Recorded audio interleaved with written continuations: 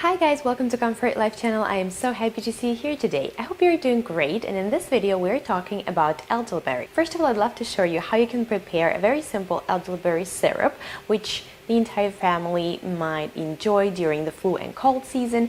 But the reason I really love elderberry syrup so much is that its health benefits goes beyond helping us to relieve the symptoms of flu and cold. Elderberry is actually a very powerful medicine because of the wide array of health concerns it seems to cure. So first, let's see how you can make elderberry syrup at home, a very simple recipe, and then we'll talk more about its health benefits. To prepare homemade elderberry syrup, we shall need to combine all the ingredients except for the honey in the pot and then bring to a boil. The first ingredient is going to be 3½ cups of pure water.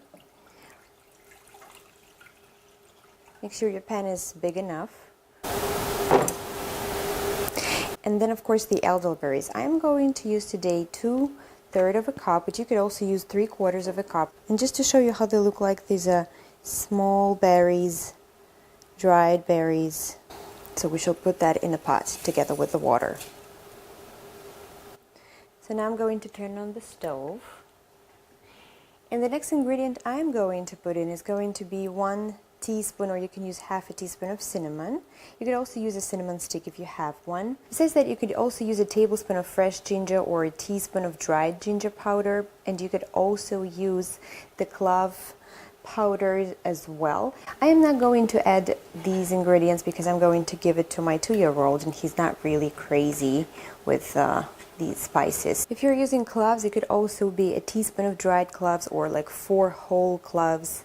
So you just give it a good stir, then you will need to bring it to a boil, then reduce the heat, cover, and simmer until liquid has reduced by half, which is going to take about 40 to 45 minutes. And the berries I'm using today, just the European elderberries, whole certified organic, 1 pound of them, and it's by Frontier Company.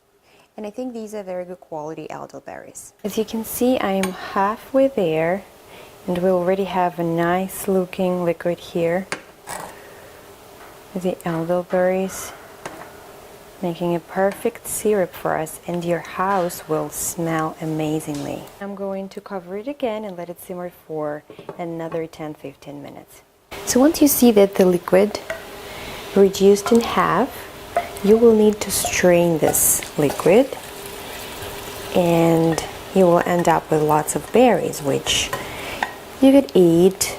You could use them, in your tea recipe or on top of the pancakes. Or you can just discard them if you're not a huge fan of the taste. So like that.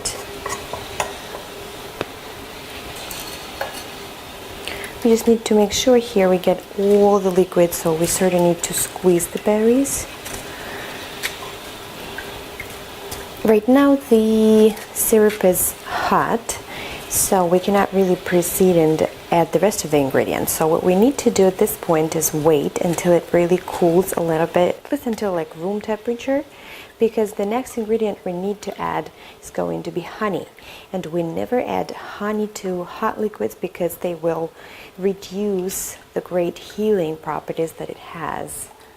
So as you see, by squeezing the berries, I still get some syrup here. We really want to get as much as we can. If you want to eat the berries, use them in the form of a jam. You could blend them, make them smooth, and add some sweetener, maybe dates, because they are a little sour, I would say. As you could tell, there is like not that much liquid left because it was reduced in half. So I'm going to wait right now until it cools a little bit so I could add the honey. So I could say that the liquid cooled. Now I can add honey. Well, as far as the amount of honey, I have almost 1 cup of honey here, and make sure you use a good quality honey. It has to be raw honey without any other, additives, preferably organic, or if from a trusted source from the farmer's market. And you could add a little less than a cup if you don't want it to be sweet, but actually this is a syrup, so it has to be sweet. And honey is also very beneficial if you want to combat the flu or cold, or you just want to use the syrup as a preventive medicine. So I'm just mixing it through. You probably don't have to wait until the liquid cools down completely, so this way it will be harder for you to really mix it with the honey. Well, if you're going to give the syrup to small babies, as you know, babies before age of 1, they cannot eat honey. I would recommend, or if you're concerned, or if you have any allergies, or if you're vegan, you could absolutely do this recipe with the date syrup. This is also very beneficial, full of minerals and nutrients, so it's still going to be sweet and healthy for you. At this point now, I'm going to transfer it to the glass container. You could transfer it to one big glass container. I'm just going to transfer it to the small ones. It's sort of easier for me to use it on a daily basis when I just want to, grab a jar real fast so it's not heavy. Especially if you want to make it, as gifts. So this is one. And I believe 2 will be enough. As you can see, we started with 3½ cups of water and we ended up with 2 little, I believe it's a little more than 4 ounces here and it's 4 ounces here, glass jars. So I'm going to cover them with the lid and I will store them in the refrigerator, as this is going to be stored there for several weeks. I hope you guys will decide to make this elderberry syrup at home. Besides, if you buy elderberry like I do in bulk, it's going to last you a long time. And I find it's a cheaper alternative rather than buying elderberry syrup, in the store. Besides, sometimes there might be some ingredients that you don't want to see in that syrup, especially if you're giving it to kids. So now talking about health benefits. Obviously, of course, the first benefit would definitely be that it helps us with the flu and cold. But the reason people should probably heavily rely on it is in form of prevention. Elderberries boost our immune system because they contain the ingredients that have immunostimulating effect. So it would be really wise to start taking elderberry syrup even before the cold and flu season. Also, I think it's a great idea to start taking elderberry syrup before traveling.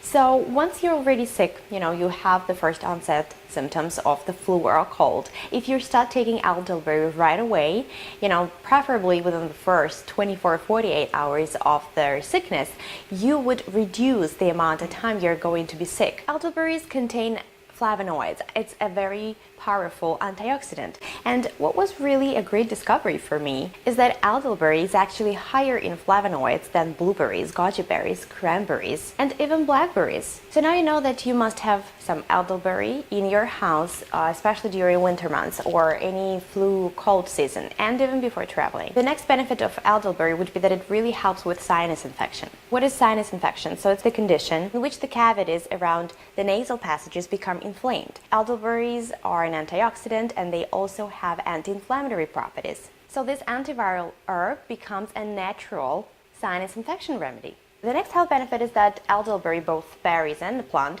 they help to reduce the blood sugar.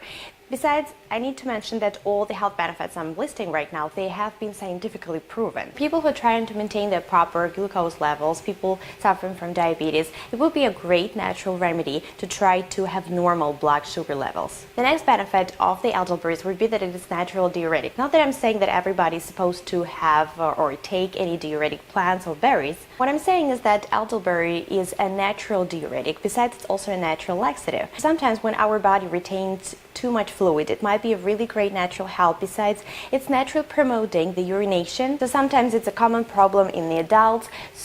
And you just buy a lot of diuretic pills, but by no means please try to use diuretics and especially rely heavily on them if you want to lose weight. You just need to try to maintain your fluid intake and try to take a proper care of your diet, because sometimes you might have too much sodium. Sometimes you might simply not even have enough of fluids in your diet. That's why it makes your body, retain water. And of course, I would say if you're really concerned about this fluid retention, you need to see the doctor and try to figure out if there is any underlying condition. So the next benefit, and I would say it is a benefit, sometimes for people, is that it has a natural laxative effect. So it might really help you with constipation, which might be really good, let's say, for kids, because elderberry syrup, it naturally has a very pleasant taste, especially if you sweeten it But of course we have to have an idea here that it's not really smart to just get the elderberries because of this laxative effect, because first of all, every person will react differently, and some people won't even notice this laxative effect because it's not really that powerful. And obviously if you want to rely on something that has a laxative effect on a daily basis, that's not a smart idea either, because you do need to rely on something in your diet and make it healthy, and fluid intake again that will make you, be regular and feel better. The next health benefit is one of my favorite, is that because of its a very powerful antioxidant and the flavonoids, it's definitely very, very beneficial for our healthy skin. It also contains vitamin A, which absolutely will give you a natural boost to your skin. The next benefit will be for people suffering from allergies, so if you've tried everything natural, you just might try that as well. The flowers of elder plant are known to be a very effective remedy. Since allergies involve the overreaction of the immune system, inflammation, elderberry's ability to improve your immune system and calm the inflammation might be a great remedy for allergies. What's good about that is that you could definitely combine them with other herbs that are helping, with allergy. But every time you're relying on something like natural, a herbalist probably would be a better idea to prescribe you something for that, so you don't really try to treat your symptoms yourself. Last benefit I would love to list here is that the studies have been done, and I'm pretty sure probably they're still being done, is that the elderberry might be a natural cancer remedy because of its anti-cancerogenic properties. So that's really something I think it's great, honestly, because I think we need to include in our diet and in our everyday life as many natural things, in